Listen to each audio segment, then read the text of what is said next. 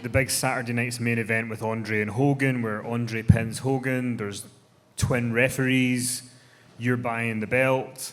With Andre, though, at that point, he was hurting quite a lot. He was limited, when you were with him. What was it like kind of being with Andre and traveling with him when he was in this top spot, but also in so much pain?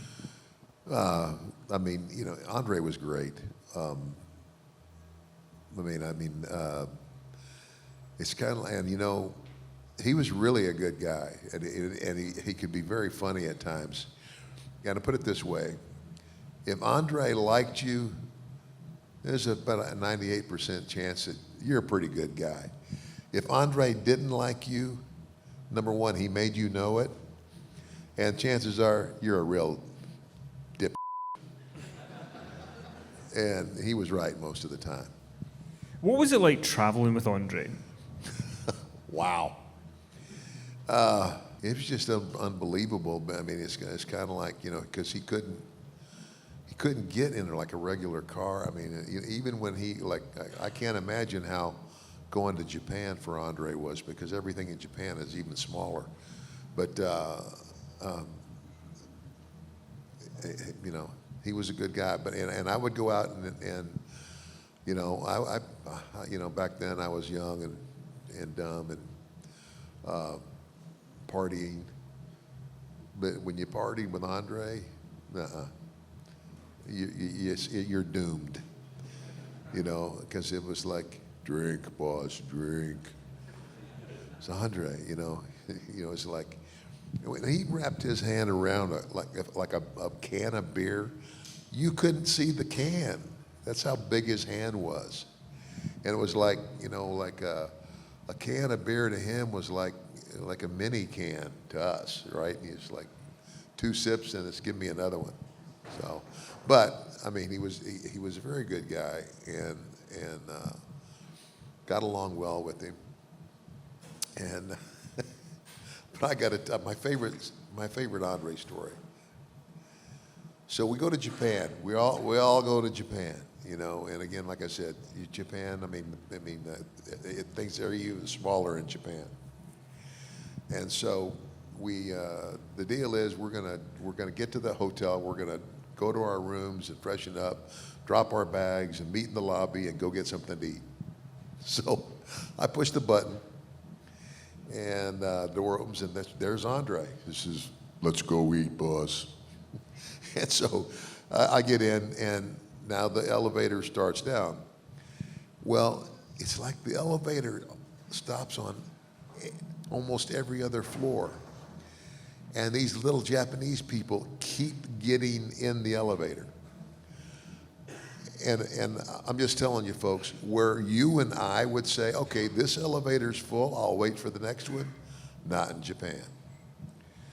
Man, they stack them up over there, buddy. I mean, if they can squeeze them in, they do.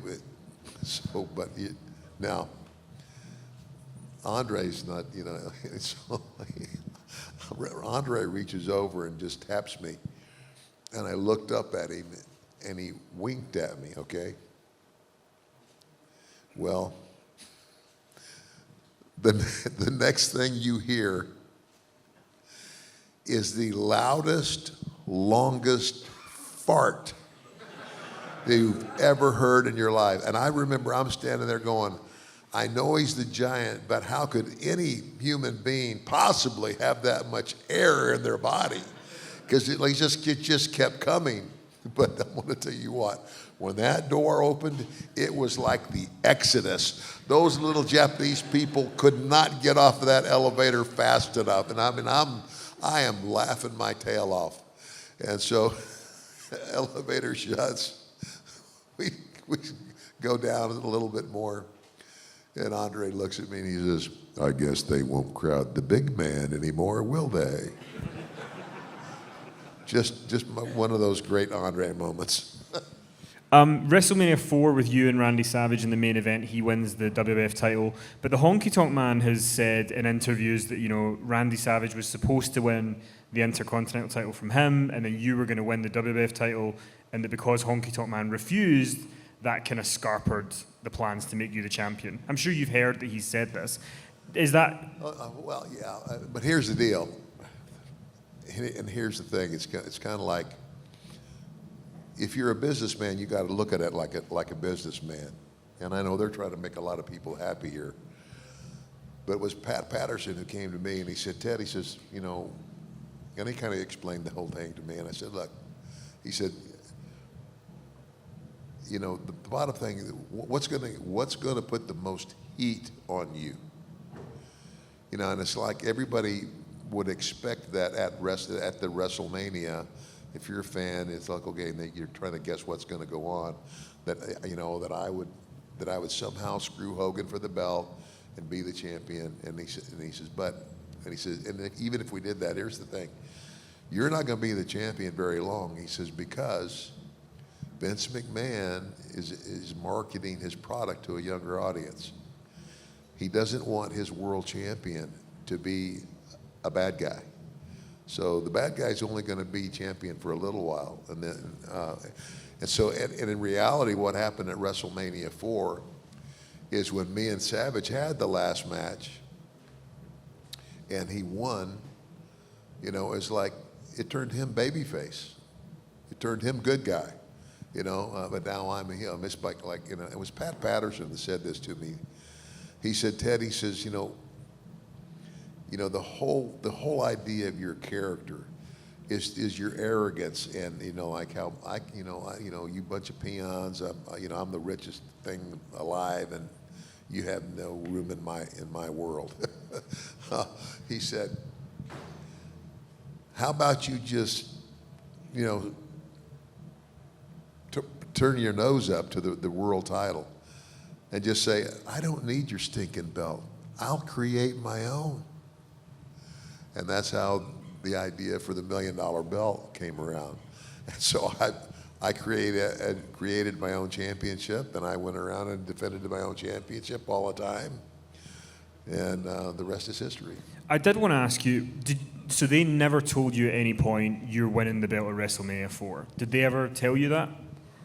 Well, no. I mean, it's not that they told me that. I mean, if you've been in the business long enough, and I grew up in the business, you learn to read between the lines, and you know, it was pretty obvious to me. So that, you know, the fact that I would be arrogant enough to say I'm going to create my own title, that put more heat on me than had I won the belt and even cheated. And of course, you know, and then Randy had a good run with the title.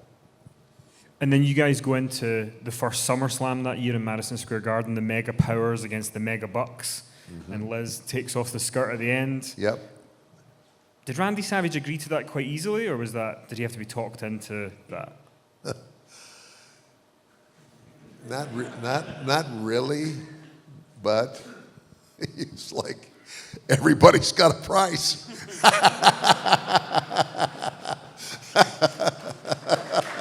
Everybody's got a price, even Macho Man. And in that match, the guest referee was Jesse Ventura.